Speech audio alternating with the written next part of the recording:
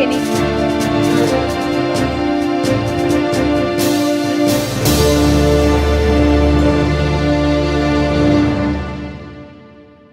and welcome to Global Multimedia Online TV with me, your presenter, Trifina Elizabeth Coker.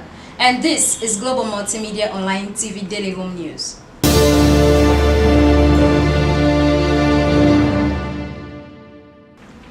Reforestation is one way to replenish a depleted environment.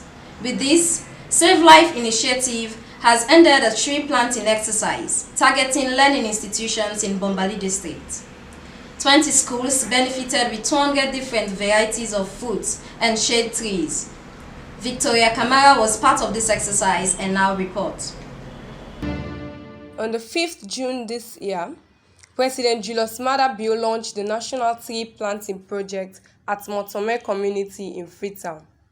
This, according to the President, is a way to demonstrate his commitment in protecting the environment, preventing natural disasters.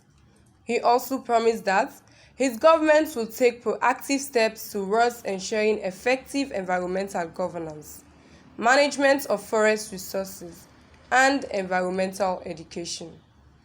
In complementing these efforts made by the President of Sierra Leone, Safe Life Initiative, an organization supporting education and environmental protection programs in the Northeast region, embarks on a tree planting exercise at strategic areas, including learning institutions, and hundreds of economic trees have been planted.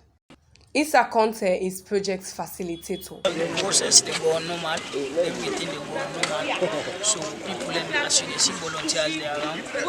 We just the try for complement environmental protection programs for this na cashew. We see na crop na tree planting with the palm. This cashew na see people like good tree planting we find na school because like the other tree there so we see around. Respective school administrators where this project is implemented had this to say. This is telling us that the role of the president to launch the tree planting, it is not only his own job alone. It means all other stakeholders in society must come on board to make sure we also complement the president's efforts by visiting our own areas, our communities, telling community stakeholders about the importance of planting trees. Well, we really appreciate because if you look around, we don't get no shade. But with the help of them here, the beginning will get shade at least. When they come out during lunch hour, outside they go able to sit down, keep time with their cup, even with the teachers they say. Patronizing with Save Life Initiative Sierra Leone to see that we effectively participate in planting trees across the communities in Bombali district. The motive here is to beautify our environment and making sure that fruits is available for everyone. The project is funded by a US-based organization and other partners including UPS and Abode Foundation. I feel very well. I tell nothing to do for this school because this school will be them not be the whole snap assembly. They feel sad now with the planter. I feel very thankful. I tell nothing to do for we and God bless you. Global Multimedia Online TV Daily Home News. I am Victoria Kamara reporting.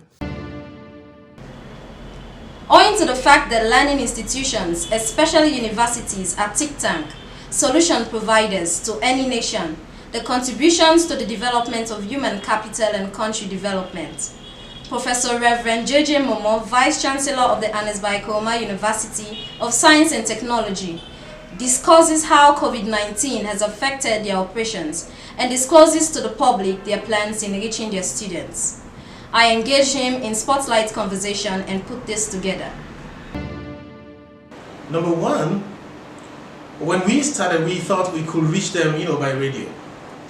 But that wasn't going to be the most plausible way to do things. You do a radio program today and it's done. What if students do not have access to radio at that time? and there'll be repeat programs. Okay, fine, but it's still not going to be repeated over time. And so we decided to go to begin to institute the e-learning processes. We know how difficult it is. I mean, for a country like this that's grappling with several financial issues, but that does not stop us from being innovative, and that's exactly the point, that we have to move into having some innovative methods of reaching out to our students, creative methods of reaching out to them. And so at the moment, if you go to our website, you will realize that we have sensitized our own colleagues to be the real messengers. And somebody just made a very, a good jest about the messenger being as good as a message. And therefore, our colleagues who are lecturing these students are now putting out very good messages.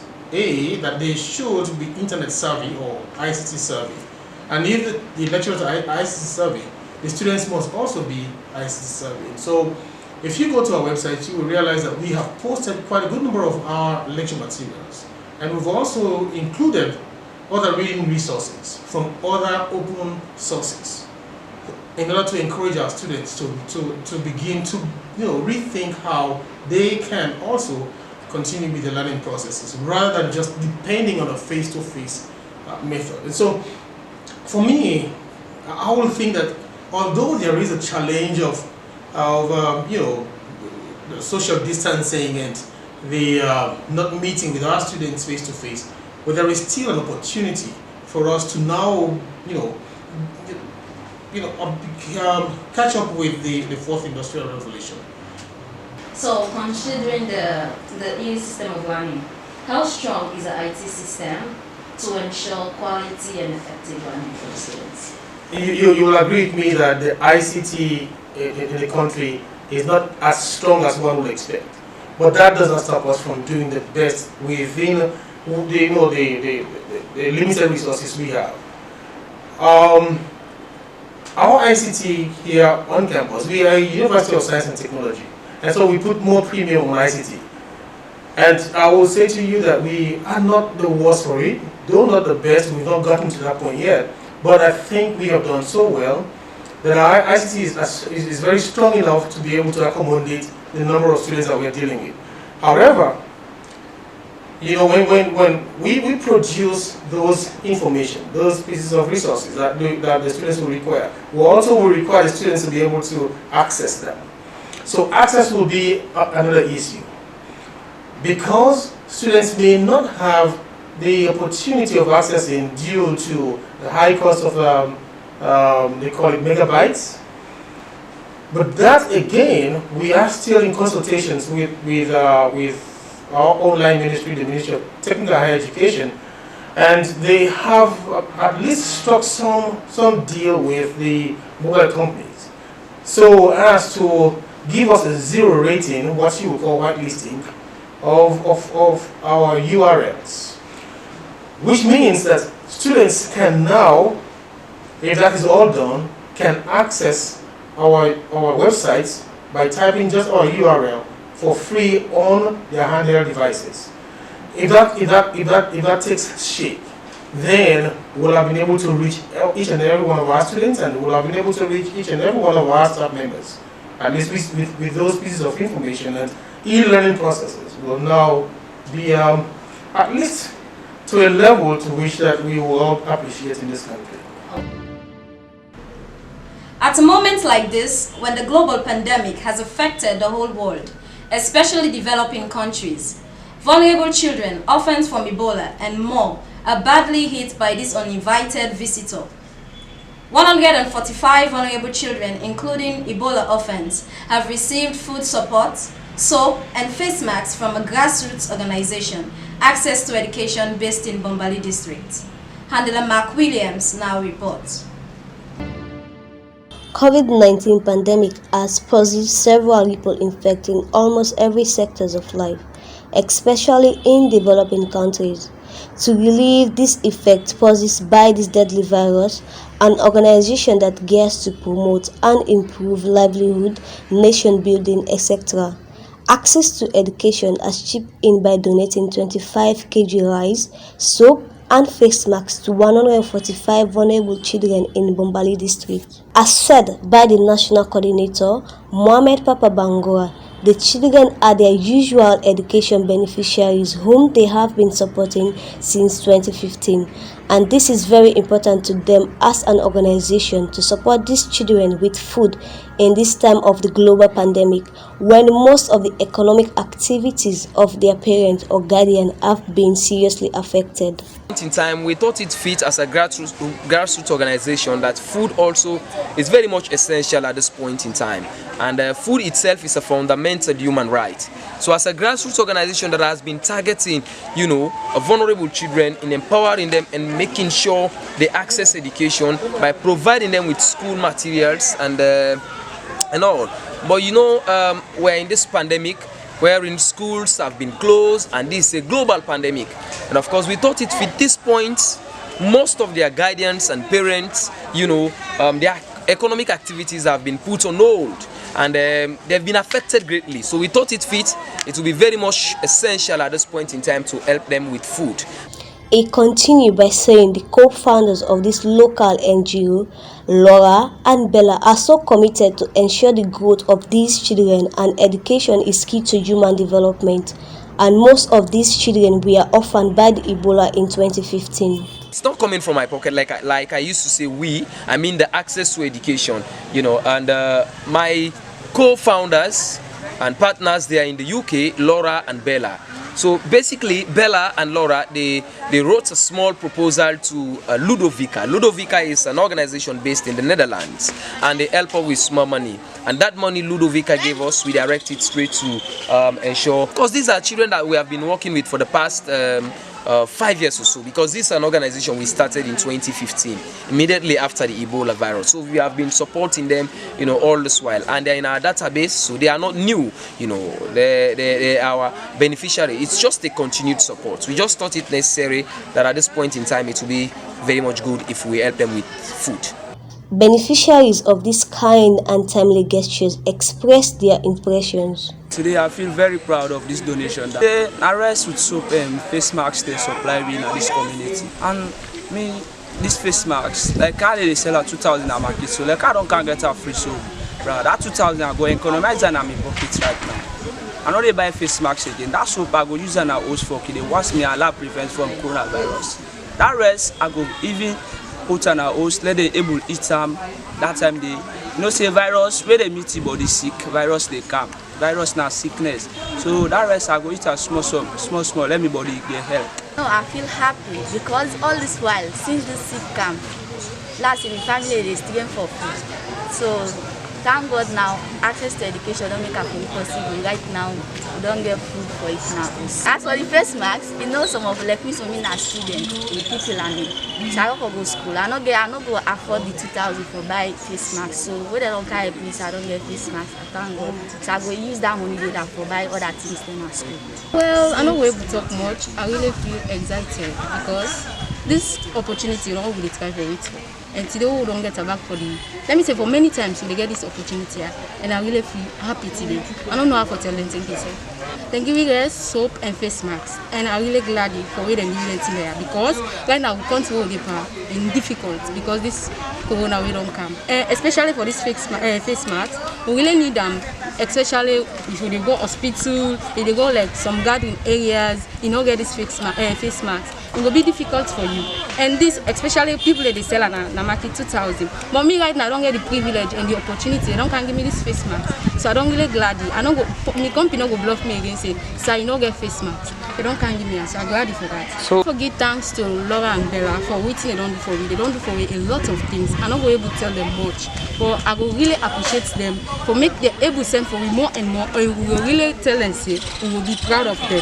And especially when they don't do for me anything there. We will use them and we will able to take care of them and we're proud of them. Where they send them and we're really glad for that. And we don't get nothing for give them. But hence God day, we will succeed and we will be a great somebody for them. And then tell we say access to education tell we say if you learn it will be an achievement of tomorrow. So I really glad for what they don't do for me, and I go tell them more thank you for make them support me more and more so that we're able to afford the education. Global Multimedia Online TV Daily Home News. I am Andela McWilliam. Workflow Innovation Hub is a tech-focused venture capital offering equity-based small-scale investment to startup companies that focus solely on startups that have founders with a tech-related background. The manager for Workflow Innovation Hub expresses how COVID-19 has affected their operations. Our reporter Grace Adezegeba engages him in an intensive spotlight conversation. At the moment it's really hard. We have had situations where a lot of the institutions are closed naturally because of the order that was given by the law of the land. So what we do now is we work remotely. A lot of the students that were working with us have actually gone back to their homes, like I said, because of the law of the land. However, they do send us emails and they ask us what they can do better, how they can register their business, and we give them information on that. At the moment, we're working with the university because what they've been able to do on their side is that they've been able to set up online classes for their postgrad students. And we're working towards helping them set up their undergrad final year online classes. So suppose we having this of a heartbreak turn out to be we are already free from COVID-19. So what are your plans you think you're going to embark on to start up your business again? Well, I wouldn't say startup because it's still going on. We also offer office spaces, and we're working with Global Multimedia, you guys. So, your offices are based at our premises. So we want to bring in more people once the COVID situation has been resolved, and which I think, to be honest, should be taken as a personal responsibility at this point. We're going to bring in more clients. We already had Scorpion Events ambassadors who also have an office space here, and they also too were running their businesses from here. Now we hope that when everyone resumes their normal operations, business will go back to normal, and we'll continue working with more students and more individuals to help bring up a network of business ideas, which is initially what the place is aimed to do. This is all we have time for in today's edition Daily Home News. Thanks for listening and viewing. Don't forget to subscribe to our YouTube channel, Facebook page, and all our social media accounts and pages to have first-hand updates about happening in and out of the country. Have a pleasant night. Cheers.